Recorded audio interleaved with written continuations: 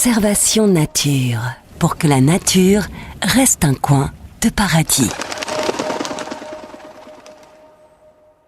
Bonjour à tous, c'est Alex et je suis heureux de vous retrouver sur le podcast Conservation Nature avec notre émission 15 minutes pour comprendre facilement l'écologie. Ensemble, nous décryptons l'écologie, ses enjeux et ses dernières tendances afin de vous aider à mieux consommer tout en protégeant la nature. Grâce à la prise de conscience écologique, notre regard et notre comportement se modifient progressivement. Peu à peu, nous comprenons les extraordinaires services que la nature nous rend au quotidien et nous essayons de la préserver en retour grâce à une multitude de petits gestes.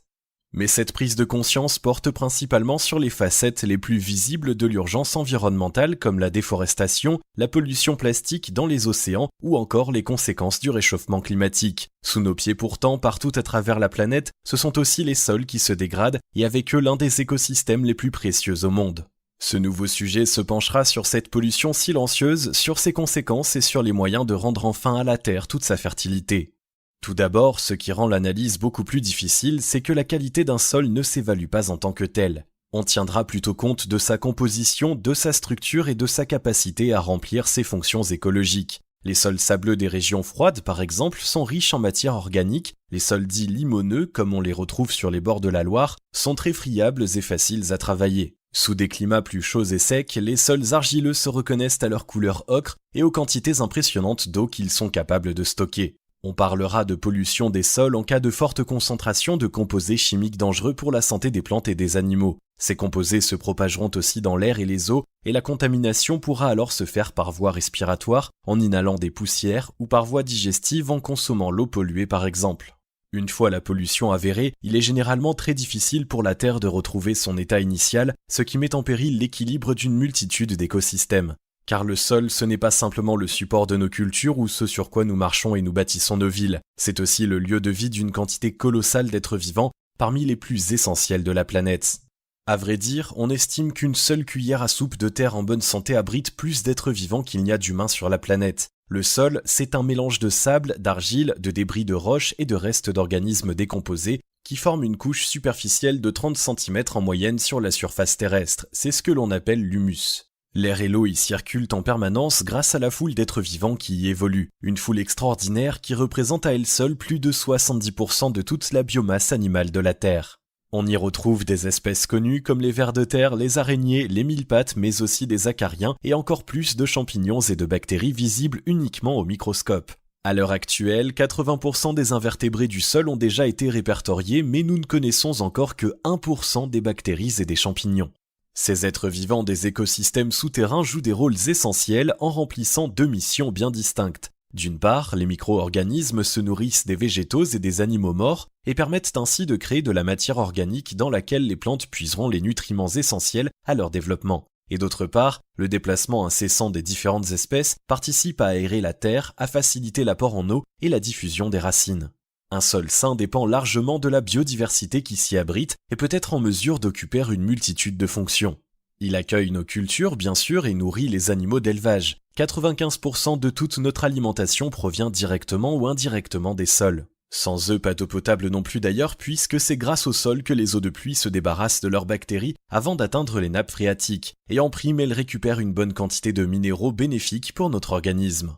Plus encore, c'est la richesse des sols qui a permis aux forêts, aux jungles, aux prairies de se développer partout à travers la planète. La qualité de la terre est la condition même de la survie des plantes, qui elles sont à la base de tous les écosystèmes de notre Terre. C'est de ces mêmes écosystèmes que nous tirons nos matières premières, notre nourriture, certains de nos vêtements et de nombreux médicaments. 70% de nos antibiotiques actuels sont élaborés à partir des micro-organismes issus du sol et la vaste majorité des molécules exploitables reste encore à découvrir. De la même manière que les océans, les sols sont aussi de véritables puits de carbone. Au total, ce sont entre 1500 et 2400 milliards de tonnes de carbone qui sont aujourd'hui piégées dans les sols à travers le monde, une contribution indispensable au réchauffement climatique. Celui-ci a d'ailleurs tendance à nous exposer davantage aux catastrophes naturelles, mais là encore, les sols arrivent à absorber l'eau en cas d'inondation et à se maintenir en bonne santé même en cas de sécheresse. Et puis, les sols ont permis de créer l'extraordinaire diversité des paysages que l'on rencontre sur la planète. La multitude de roches et de climats a donné naissance à tout autant de sols différents chacun avec leurs caractéristiques et leur équilibre propre. Il suffit que certains nutriments viennent à manquer dans le sol pour que la croissance des plantes soit impactée et ainsi toute la chaîne alimentaire. Le siècle dernier d'ailleurs a été particulièrement destructeur pour les sols de la planète. D'après le service scientifique de la Commission européenne, 75% des sols du monde sont aujourd'hui dégradés et ce chiffre pourrait monter à 95% en 2050. Une dégradation qui se produit en quelques années seulement, alors qu'il faut jusqu'à 1000 ans pour qu'un seul centimètre de sol ne se reconstitue.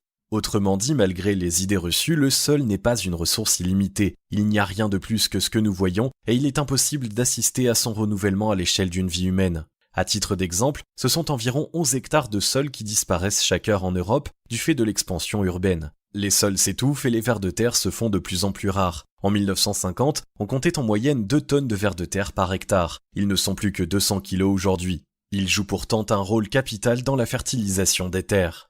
Alors oui, les roches et les sols évoluent avec le temps. Certains événements naturels, comme les retombées de cendres liées aux éruptions volcaniques, vont modifier la structure et la vie à l'intérieur des sols. Mais la pollution à grande échelle et l'effondrement de la biodiversité que nous observons aujourd'hui sont liés avant tout aux activités humaines, et notamment à l'agriculture intensive qui joue un rôle de premier plan. Dans certaines régions du monde, comme en Europe, l'utilisation des engrais a connu une croissance exponentielle ces dernières années. On y retrouve en grande partie de l'azote qui offre une excellente source de nutriments pour les cultures, à condition de ne pas dépasser certaines quantités. Seulement, entre les engrais et le fumier dont la production a augmenté de 66% en moins de 60 ans avec la multiplication des élevages, les taux d'azote dans la terre ont atteint des seuils critiques. À ce stade, cela modifie l'acidité des sols et le type de plantes capables de s'y développer. Le trop-plein est évacué par les eaux de pluie ou d'irrigation jusqu'aux rivières et aux nappes phréatiques. Il entraînera alors des pollutions massives aux nitrates jusque dans notre eau potable avec des risques accrus de cancer et de maladies respiratoires. Dans d'autres régions, comme en Afrique, au contraire, le sol n'est pas assez nourri par les engrais, mais l'extraction des ressources se poursuit sans que les nutriments ne puissent être renouvelés. Les sols sont dégradés jusqu'à l'épuisement, ce qui impacte forcément les rendements année après année. Quant à l'utilisation de produits chimiques, le constat est accablant. Le Bangladesh a déjà quadruplé son utilisation de pesticides au cours de la dernière décennie, le Soudan l'a multiplié par 10 et l'on estime que le recours aux produits de ce type devrait augmenter d'environ 3,4% chaque année jusqu'en 2030. De la même manière que pour les engrais, ils favorisent l'acidification des sols et s'infiltrent dans les réserves d'eau locales. Les plantes et les animaux les absorbent et ce sont nous qui les absorbons à terme.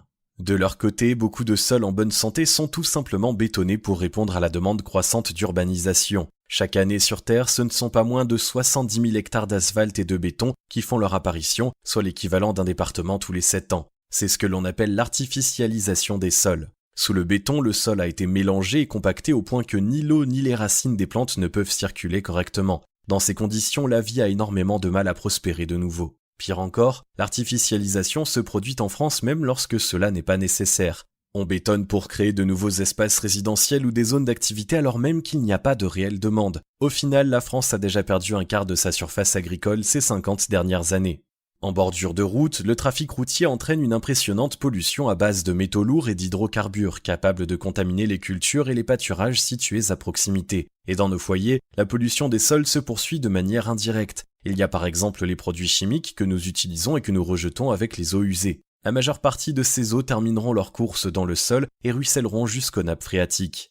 Mais il y a aussi nos déchets dont la plupart, comme le plastique, ne sont pas biodégradables. Une fois jetés, nous les retrouvons au choix dans les décharges à ciel ouvert ou ensevelis dans des sites d'enfouissement. Ils modifient alors les sols sur lesquels ils se trouvent et infiltrent les nappes souterraines. Quant à l'incinération, elle pose un problème encore plus préoccupant. La combustion des déchets entraîne la formation de mâches-fer constituées de cendres lourdes et de résidus toxiques d'épuration des fumées. 3 millions de tonnes de mâches-fer sont ainsi produites chaque année, dont la plupart seront réutilisées dans les travaux publics pour remblayer les routes, les bâtiments ou les centres commerciaux. Une revalorisation en apparence qui laisse en réalité se répandre une quantité colossale de métaux lourds et de polluants dans les sols et les eaux souterraines. Des métaux lourds que l'on retrouve également en grande quantité dans les rejets industriels. On peut citer également les déchets radioactifs présents dans le sol ou dans les sites de stockage et dont les émanations peuvent pénétrer dans l'organisme par contact, ingestion ou inhalation avec des conséquences catastrophiques pour la santé des hommes et des animaux. Et enfin, c'est presque difficile à croire, mais l'on estime qu'environ 110 millions de mines et explosifs non explosés sont éparpillés un peu partout sur tous les continents. Des restes des différentes guerres qui dorment dans les forêts, dans les lacs ou dans les champs et qui laissent leurs composants toxiques s'infiltrer dans le sol au fil du temps. Face à toutes ces agressions volontaires ou involontaires, le sol se fragilise. La couche fertile s'amincit et est emportée par les forces de l'eau et du vent. C'est le phénomène de l'érosion. Face à cela, tout l'équilibre qui existe sous nos pieds est bouleversé. La matière organique essentielle aux organismes se raréfie, les réserves de carbone diminuent, l'eau peine à s'infiltrer, provoquant l'étouffement des sols et une véritable réaction en chaîne se met en place. Qui dit moins de matière organique dit moins de nutriments pour les êtres vivants et moins de protection contre le transfert des polluants dans la chaîne alimentaire. Alors les substances toxiques s'infiltrent dans les eaux souterraines, puis pénètrent dans les végétaux qui seront consommés par les animaux, puis par les hommes. Pire encore, la pollution des sols entraîne une véritable extinction des différents maillons des écosystèmes souterrains. Sans eux pourtant, impossible de maintenir une terre en bonne santé. Fini l'absorption de carbone, la richesse de la biodiversité et les différents services rendus par la nature. Et puis, étant donné que des aliments sains ne peuvent être produits que sur des sols sains, c'est aussi notre sécurité alimentaire qui est en jeu. Les milieux pollués comme les zones minières, les sites industriels ou d'élimination des déchets sont aussi de formidables vecteurs de maladies, des bronchites dans le meilleur des cas, mais aussi des cancers, de l'anémie et des problèmes neurologiques dans les cas les plus graves. Entre les problèmes sanitaires, la contamination des eaux et la diminution des rendements agricoles, 50 à 700 millions de personnes pourraient ainsi être forcées de migrer d'ici à 2050. Comme toujours, il ne faut pas oublier que tout est lié. Le sol entretient des liens étroits avec la vaste majorité des écosystèmes de la planète et constitue l'une des conditions fondamentales au maintien de la vie. Plus que jamais, la préservation des sols est donc un enjeu mondial que l'on a encore trop souvent tendance à ignorer. En témoigne notamment la Journée mondiale des sols organisée chaque année le 5 décembre depuis 2013. Et pourtant, beaucoup a été fait ces dernières années. La loi Grenelle II, datant de 2010, s'était déjà fixée pour mission de lutter contre l'étalement urbain en prenant plutôt un aménagement durable des territoires, et puis le partenariat mondial sur les sols créé en 2012 s'est imposé comme un espace d'échange incontournable pour harmoniser les politiques mondiales à venir. L'année 2018 fut d'ailleurs particulièrement riche en décisions. En marge du sommet mondial de l'action climatique, la France a adhéré à l'initiative Défi mondial pour les sols en s'engageant à mettre en place des programmes destinés à protéger les sols fertiles non dégradés et à développer des pratiques agroécologiques. En adoptant une gestion durable des sols, nous serions en mesure de produire jusqu'à 58% de nourriture en plus. Dans le plan biodiversité également paru en 2018, Emmanuel Macron a quant à lui évoqué un objectif de zéro artificialisation. Plus concrètement, il s'agira par exemple de renforcer les réglementations agricoles, de surveiller les résidus de pesticides, de préserver les surfaces vertes en ville et de mettre en place un suivi strict de la santé des sols. Les sites pollués ou potentiellement pollués sont désormais scrupuleusement répertoriés dans la base de données Basol. Quant à la dépollution des sols contaminés, il est question d'instaurer le principe du pollueur-payeur et d'imposer aux exploitants de remettre les sites en état après toute cessation d'activité. Dans le cas contraire, ils s'exposent à diverses mesures administratives pouvant aller jusqu'aux sanctions pénales. Autant de mesures indispensables que l'on peut tous accompagner à l'échelle individuelle. Lutter contre la pollution des sols, ça commence avec la manière de faire ses courses, en évitant le suremballage et en choisissant des produits bio, cultivés sans pesticides et selon des modes d'élevage plus respectueux de la nature.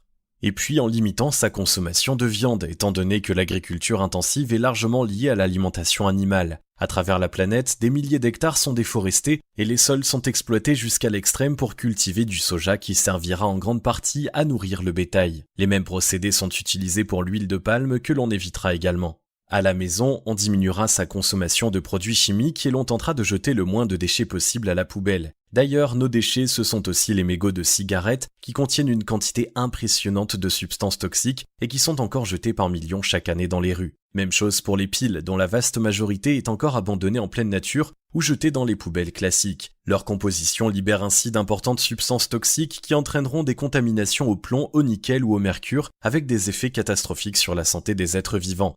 À titre d'exemple, une seule pile abandonnée peut polluer 1 mètre cube de terre ou 400 litres d'eau pendant 50 ans. Alors on pensera à chaque fois à ramener nos piles usagées en magasin, comme c'est le cas avec les ampoules également, afin d'éviter toute pollution aux métaux lourds.